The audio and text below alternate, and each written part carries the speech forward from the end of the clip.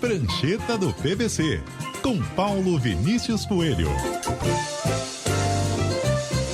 Oi, PVC, boa noite, tudo bem? Oi, Débora, tudo bem? Boa noite. Boa noite, Carol, tudo bem? Oi, PVC, tudo bom? PVC, Brasileirão, tá de volta, começa amanhã. Deu tempo de sentir saudade? Não deu. Você sabe que isso me toca meu coração, porque meu avô costumava dizer nas férias duas coisas. Uma delas eu já contei aqui algumas vezes, que ele descia e eu estava debruçado no jornal e ele falava: o que é que tu estás a olhar aí, pá? Não estás a perceber que daqui a 2 meses estão todos os clubes na mesma? Mas a outra que ele dizia é que ele morava em Portugal lá nos anos 40 e que ele sentia uma saudade enorme do futebol quando terminava a temporada em maio em Portugal e voltava só em agosto ou setembro. Só que ele passava 3 meses, né? E o Campeonato Brasileiro, que terminou em dezembro, começa em janeiro de novo, pela primeira vez em... Desde quando? Deixa eu fazer a conta direito aqui, vai. Desde 92 o campeonato não começava em janeiro. Só que em 92 o campeonato durava de janeiro a junho. E agora ele vai durar de janeiro a dezembro. Eu acho que teve uma boa intenção da CBF na mudança do calendário, embora seja uma mudança que fundamentalmente atenda aos interesses da emissora principal detentora dos direitos, que é a Globo. Há muito tempo a Globo queria fazer o campeonato de janeiro a dezembro e virou o maior campeonato do planeta, porque ele vai ter 10 meses e 4 dias. E na prática significa o quê? Ele vai começar no verão, ele vai passar pelo outono, ele vai viver o inverno e vai terminar na primavera, faltando 20 dias para começar o verão de novo. Nossa. É o campeonato das 4 estações. É muito doido, né? É o único campeonato de 4 estações no mundo. E isso pode ter um impacto positivo ou negativo, porque nos últimos 3 campeonatos brasileiros, pela ordem 2023, depois 2025 e depois 2024, são as 3 maiores médias de público da história do Brasil. E se o campeonato a gente começar a achar que ele está muito longo e muito chato, pode ser um problema. Um problema é que o campeonato começa, eu estou falando isso aqui porque amanhã nós vamos falar dos jogos, e muita gente pergunta para mim, se estou andando na rua e o cara está falando: não, mas amanhã é o quê? Campeonato Paulista? Não, amanhã é brasileiro. Amanhã é brasileiro, E depois no domingo é brasileiro de novo. E é importante dizer, desse ponto de vista, eu sei que muita gente está bem informada, mas algumas pessoas não.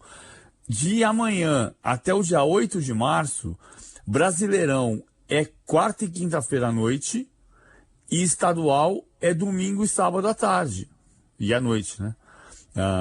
Estadual de final de semana e Brasileirão de meio de semana. O que é uma contradição, porque o Brasileirão é o mais importante.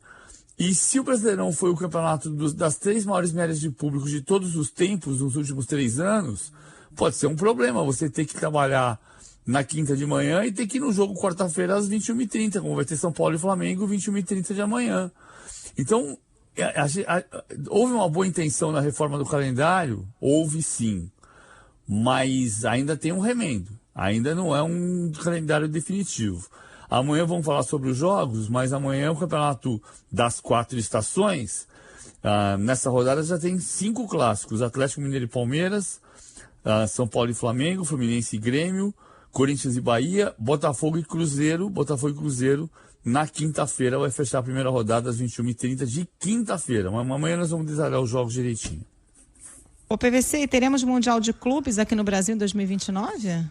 Eu acho que tem uma chance, mas eu acho que é importante falar de 2 coisas, Carol. Um pouco eu falei disso de manhã no Jornal CBN, mas assim, primeiro, o fato de o Lula, na reunião com o Gianni Infantino, presidente da FIFA, ter pedido para trazer o Mundial para o Brasil, reforça o Brasil numa disputa que tem os Estados Unidos, que querem promover o 2º Mundial de Clubes, que foi um sucesso no ano passado.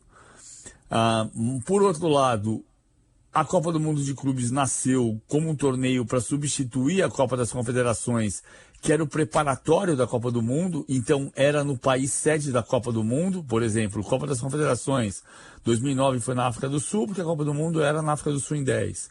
Em 2013 foi no Brasil, porque em 14 a Copa do Mundo era no Brasil. 2017 foi na Rússia, porque era na Rússia. Então a Copa do Mundo de Clubes seria para substituir, seria no país sede. Em 2025, Estados Unidos, porque a Copa do Mundo do ano seguinte, 2026, é nos Estados Unidos. Então devia ser na Espanha, ou no Marrocos, ou em Portugal, porque a próxima Copa do Mundo em 2030 é nesses 3 países. Só que virou uma disputa, porque o campeonato virou um sucesso. E o Brasil tá nesse páreo, tá forte, e com o Lula pedindo, fica mais forte ainda. Vamos combinar que com todo mundo que possa ter elogios e críticas, o Lula é um presidente carismático, né? O Lula é um presidente hoje líder importante no cenário mundial. Falou com o Infantino, pode ter relevância, pode não ter.